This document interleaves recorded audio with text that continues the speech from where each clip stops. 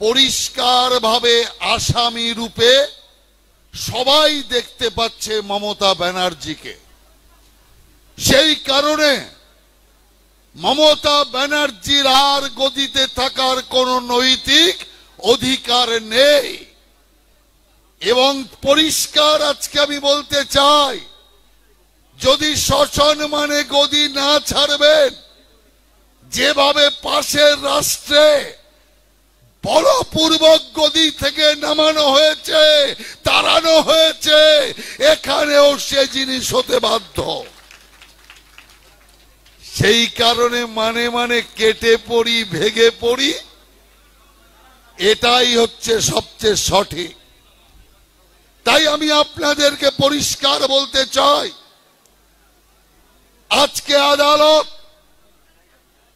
Doctor Aftab সাহেব, যিনি ওই আরজিকর হসপিটালের ডেপুটি সুপার ছিলেন, তিনি 1923 সালে ওই হসপিটালের ব্যাপক দুর্নীতি, মানুষের অঙ্গ প্রত্যঙ্গ পর্যন্ত বিক্রি হতো, যারা গরিব লোক, যারা অসহায়, তাদেরকে জোর করে অপারেশনের নাম করে তাদের হত্যা করা হতো।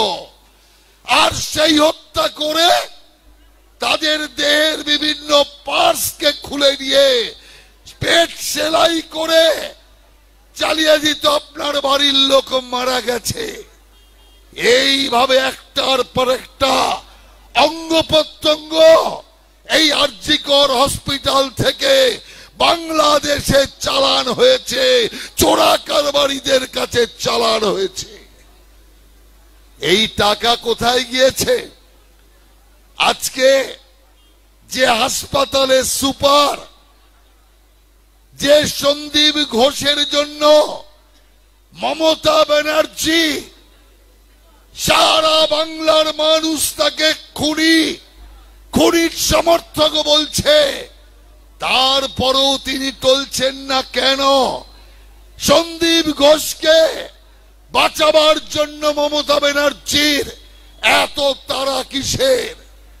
আমি প্রথম দিনই বলেছিলাম, কালকেও এখানে ভাষণ দিয়ে আমি যখন কালকে আপনার শিক্ষা ভবন গিয়েছিলাম, শিক্ষা ভবনের পরে এখানে এসে যে ভাষণ দিয়েছি তাতে বলেছিলাম, এই যে ডাক্তার খুন হয়েছে, এই ডাক্তার যে অত্যাচারিতা হয়েছে, এটা কোনো লালসার জন্য নয়, কোন লালসার জন্য ডাক্তারকে অত্যাচার করা হয়নি, হত্যা করা হয়নি। এর পেছনে একটা বিরাট দুর্নীতির চক্র আছে, আর পরিকল্পিতভাবে ডাক্তারকে হত্যা করা হয়েছে, নির্যাতন করা হয়েছে। যদি স্বাভাবিক বুদ্ধিতে আপনি দেখবেন, তাহলে দেখবেন যে একটা যদি কোথাও অত্যাচার সংগঠিত হয়, আমি অত্যাচার শব্দটি বলছি তা আপনারা বুঝে নেবেন, কারণ বারবার শব্দ উচ্চারণ করতে নিজের ঘেন্না লাগে, ভালো লাগে না। সেই কারণের জন্য যে অত্যাচার হয় তো অত্যাচারই হবে, আর খুন হবে, যাতে এই কথা বাইরে না যায়। কিন্তু এইভাবে অত্যাচারের পর নৃশংস বর্বরতা সারা গায়ে সারা দেহে কেন হলো এটা? তার কারণ হচ্ছে, একটা উদাহরণ তৈরি করতে চায় যে দেখে নাও, এরপরে আরজিকরের যে মুখ খুলবে, যে আরজিকরের লোকেরা এই দুর্নীতির বিরুদ্ধে কিছু বলবে, তার অবস্থাও এই রকম হবে।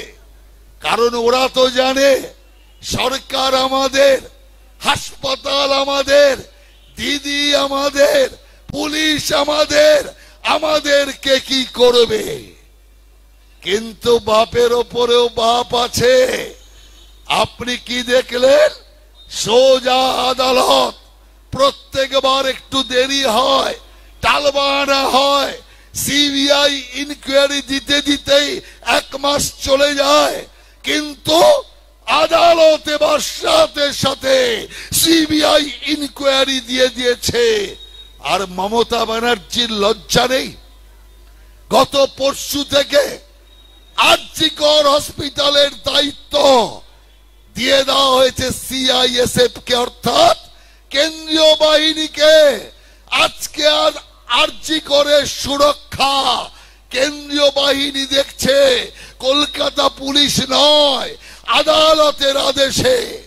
মমতা ব্যানার্জি আর এই কলকাতার পুলিশ কমিশনার অর্থাৎ নগরপাল দুজনের গলায় দড়ি দিয়ে কচু বনে আত্মহত্যা করা উচিত, ডোবায় আত্মহত্যা করা উচিত কলসি বেঁধে গলায়। তার কারণ এটা বাংলার লজ্জা, কলকাতা পুলিশের লজ্জা, যে কলকাতা পুলিশকে স্কটল্যান্ড ইয়ার্ডের সাথে তুলনা করা হতো, যে কলকাতা পুলিশের মর্যাদা ছিল, আজকে সেই কলকাতা পুলিশ আজকে এমন অবস্থায় গিয়েছে যে একটা হাসপাতালের সুরক্ষাও কলকাতা পুলিশের ওপর ভরসা করতে পারছে না কেউ। এই যে অবস্থা হয়েছে, এই অবস্থায় আজকে কি হলো? আমি যে কথা বলেছিলাম সেটাই ঠিক হলো। আজকে কলকাতা হাইকোর্ট আদেশ দিয়েছে যে সিবিআই শুধু খুনের মামলার তদন্ত করবে না, সিবিআই খুনের মামলার সাথে সাথে আরজিকরের পুরো দুর্নীতির তদন্ত করবে। এই দুর্নীতির তদন্তের আদেশ দেওয়াতে আজকে আমি এখানে বলে যাচ্ছি, এই ধর্ণা মঞ্চ থেকে বলে যাচ্ছি যে এই দুর্নীতি সোজা কালীঘাট পর্যন্ত যাবে।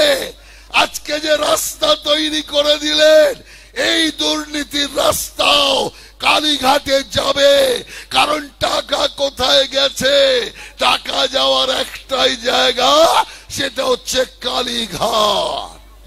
আমাদের ভিডিও ভালো লাগলে লাইক এবং শেয়ার করুন। কমেন্ট সেকশনে গিয়ে জানান আপনাদের মতামত। আরও ভিডিও পেতে আমাদের চ্যানেল সাবস্ক্রাইব করুন এবং প্রতি মুহূর্তে খবরের আপডেট পেতে প্রেস করুন বেল আইকন।